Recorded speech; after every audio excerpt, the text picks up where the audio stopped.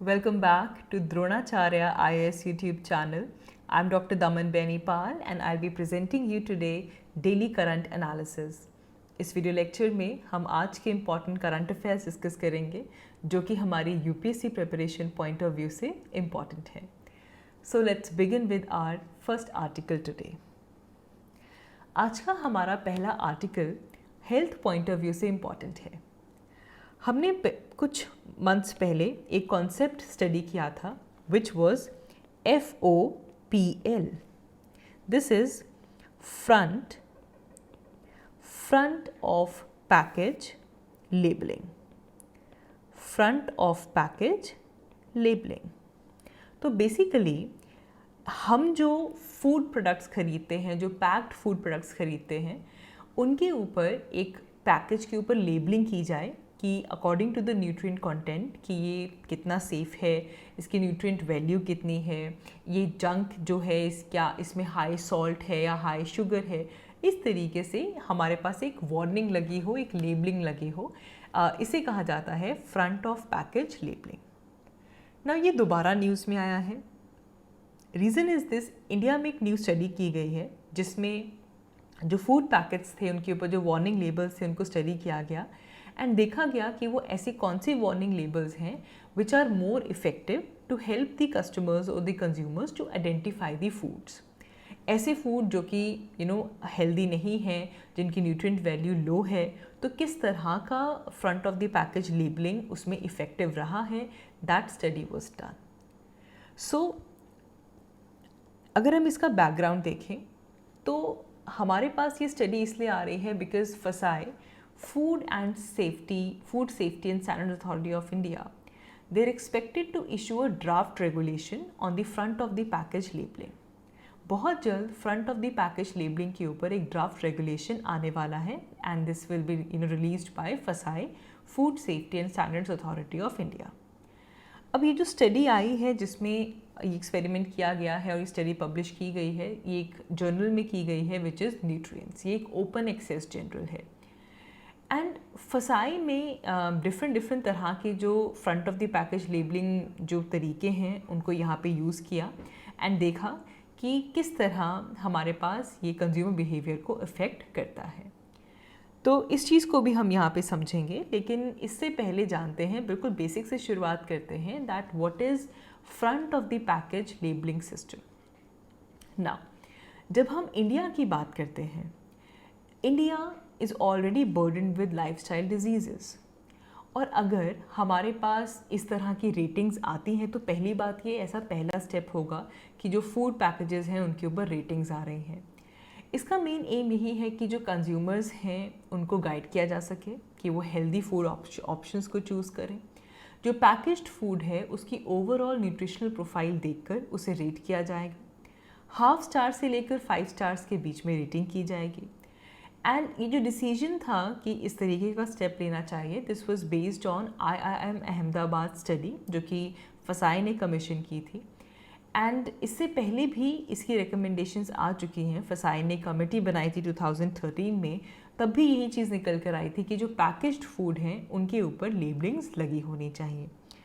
अब इन लेबलिंग्स में एक तरीका है हेल्थ स्टार लेबलिंग या फिर हेल्थ स्टार रेटिंग हम इसे कह सकते हैं, जिसमें front of the package labeling system में जो आपका पैकेज्ड फूड है उसकी ओवरऑल न्यूट्रिशनल प्रोफाइल देखकर उसे रेटिंग असाइन की जाएगी 1/2 स्टार से लेकर 5 स्टार्स तक. ये बहुत ही क्विक तरीका है, आप इजीली इसे अंडरस्टैंड कर सकते हैं. एंड ऑल्सो अगर कोई सिमिलर पैकेज्ड फूड हैं तो आप उनको रेटिंग के बेसिस पे कंपेयर भी कर सकते हैं. जितने ज़्यादा स्टार्स होंगे मतलब उतनी ही हेल्दी चॉइस वो आपकी प्रेजेंट है. यहाँ पे स्टार्स को कैलकुलेट करने के लिए एक कैलकुलेटर डिज़ाइन किया जाएगा जिसमें जो पॉजिटिव्स हैं और जो रिस्क न्यूट्रिएंट्स हैं उन सब के बेसिस पे रेटिंग की जाएगी.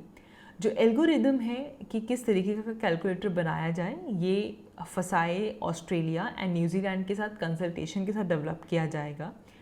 एंड देयरफॉर इस तरीके से front of the package labelling को इंट्रोड्यूस किया जाएगा. ये जल्द ही होने वाला है. इसके अलावा भी फसाई के बहुत मेजर इनिशिएटिव्स रहे हैं जैसे कि हेल्थ अटैक रिवाइंड करके एक हमारे पास एम प्रोग्राम था जिसका एम है कि इंडिया में जो ट्रांस फैट है उसे बाय द ईयर 2022 एलिमिनेट करना है। Then there was repurpose used cooking oil कि जो दोबारा कुकिंग ऑयल यूज़ हो चुका है उसको कलेक्ट किया जाएगा और उसे कन्वर्ट किया जाएगा इनटू द बायोडीजल। ये भी फसाई का इनिशिएटिव रहा है। देन फसाई ने कोलैबोरेशंस भी करवाई हैं between industry, scientific community, academia, ताकि ओवरऑल जो फूड सेफ्टी है वो हमारे पास इम्प्रूव हो सके। And then we also have Swasth Bharat यात्रा। ये बेसिकली एक पैन इंडिया साइकिल मूवमेंट है जिसे कहा जाता है eat right India, and it is basically aimed to create a consumer awareness about eating safe and nutritious food।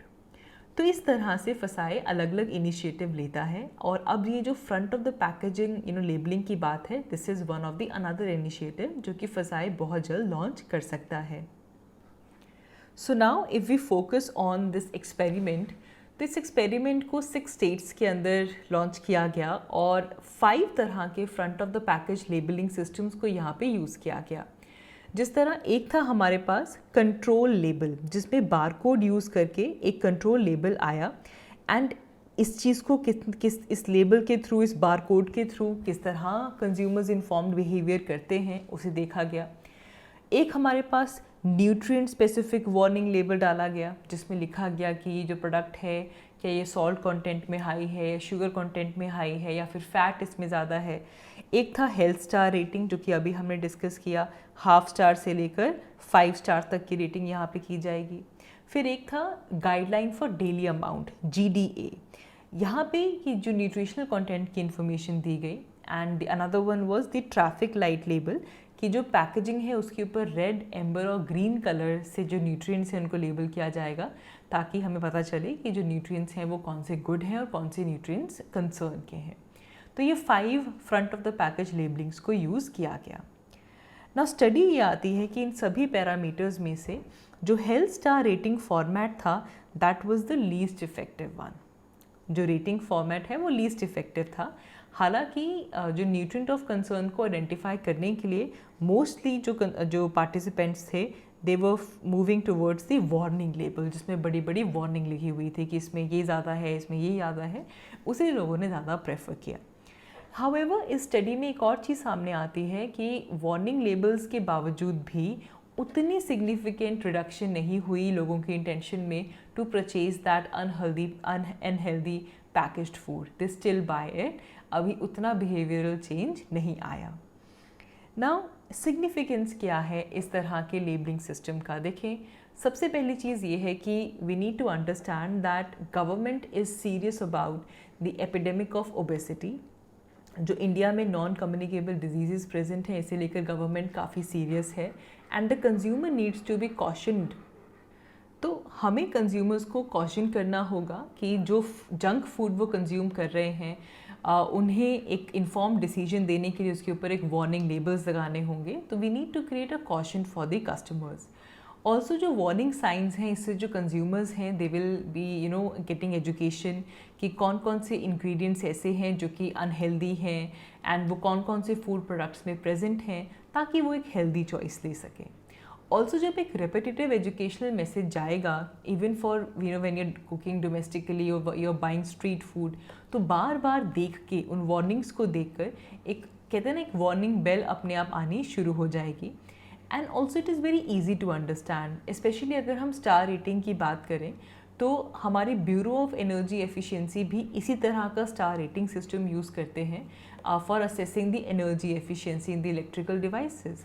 तो इसीलिए अब बहुत कॉमन हो गया है कि अगर आप इलेक्ट्रिकल डिवाइस खरीदने जा रहे हैं तो लोग पूछते हैं हाँ जी कितने स्टार है, 3 स्टार है, 4 स्टार है, 5 स्टार है, क्योंकि पता है कि जितने स्टार ज़्यादा होंगे उतना वो एनर्जी एफिशिएंट होगा।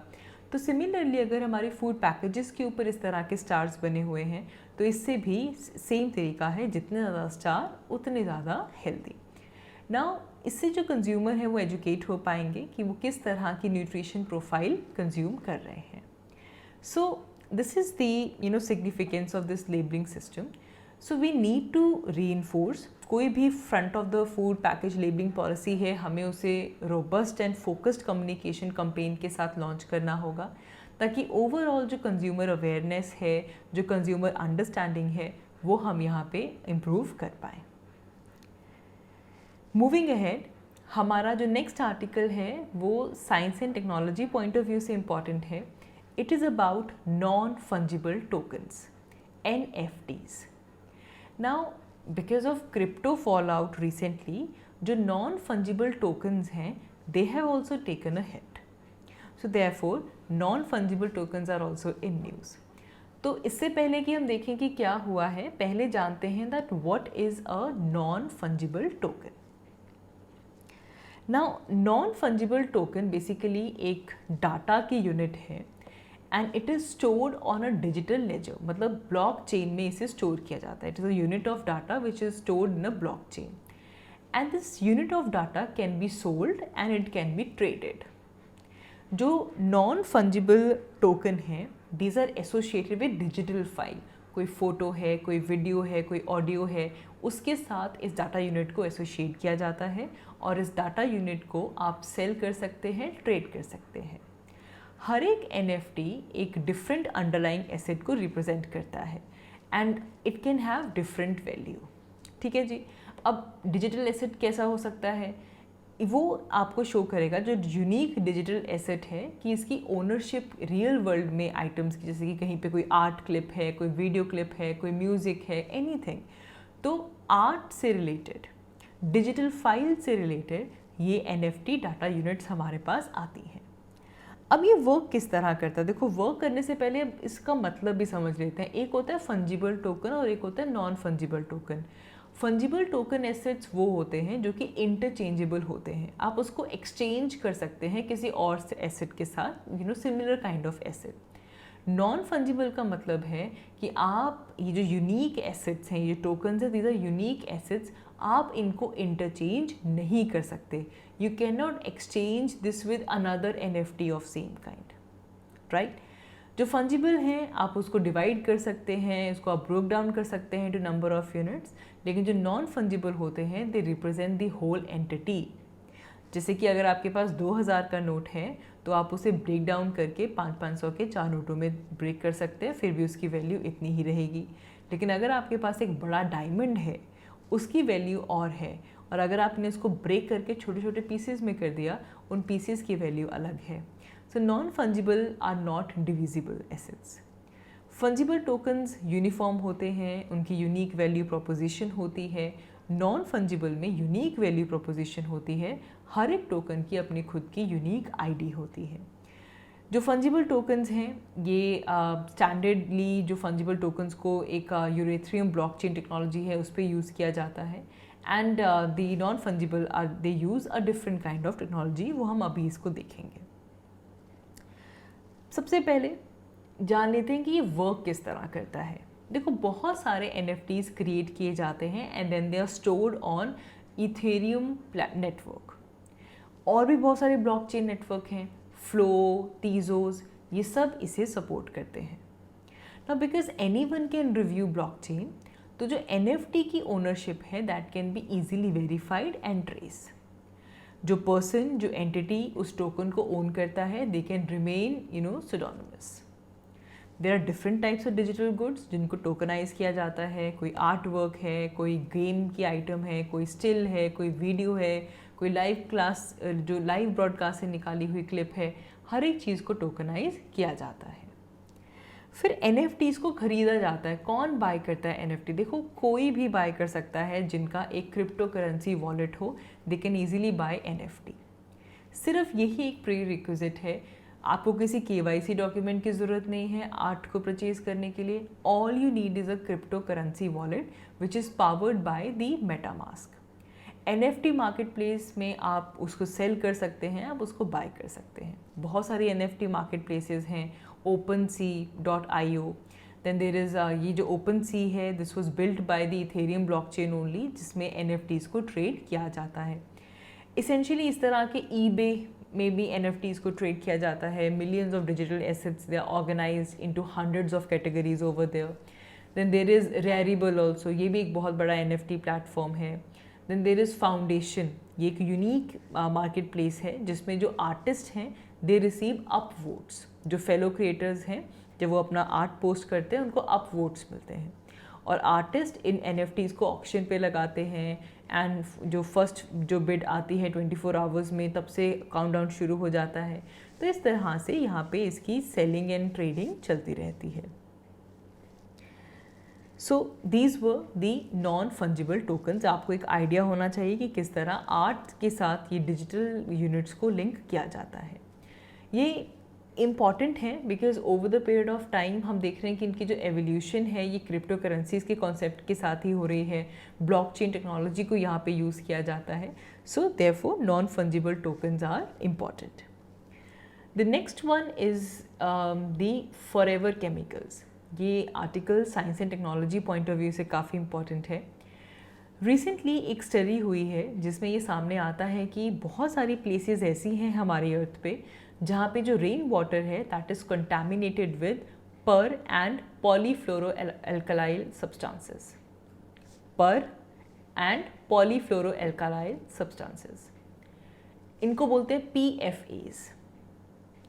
Now what are these PFAs? They are also called as forever chemicals. Forever chemical. Forever chemical इसलिए कहते हैं because they have tendency कि वो एटमॉस्फेयर में, रेन वाटर में, सॉइल में बहुत ही लॉन्ग पीरियड तक स्टिक कर सकते हैं। So because of this capability they are called as forever chemicals. Also they are man made chemicals and they are use to make non stick cookware. इसको बनाया जाता है PFAs को यूज़ करके। वाटर रिपेलेंट क्लोथिंग में इसको use किया जाता है। हमारे जो स्टेन रेजिस्टेंट फैब्रिक्स होते हैं उसमें इसको ऐड किया जाता है। कॉस्मेटिक्स में ऐड किया जाता है। फायर फाइटिंग में इसे यूज़ किया जाता है। And there are many other products जो कि ग्रीस को रेजिस्ट करते हैं, वाटर एंड ऑयल, इन सब में इसे यूज़ किया जाता है। तो पहली चीज़ PFAs, these are man made chemicals. Then they can migrate to soil, they can migrate to water, they can migrate into air during their production or during their use.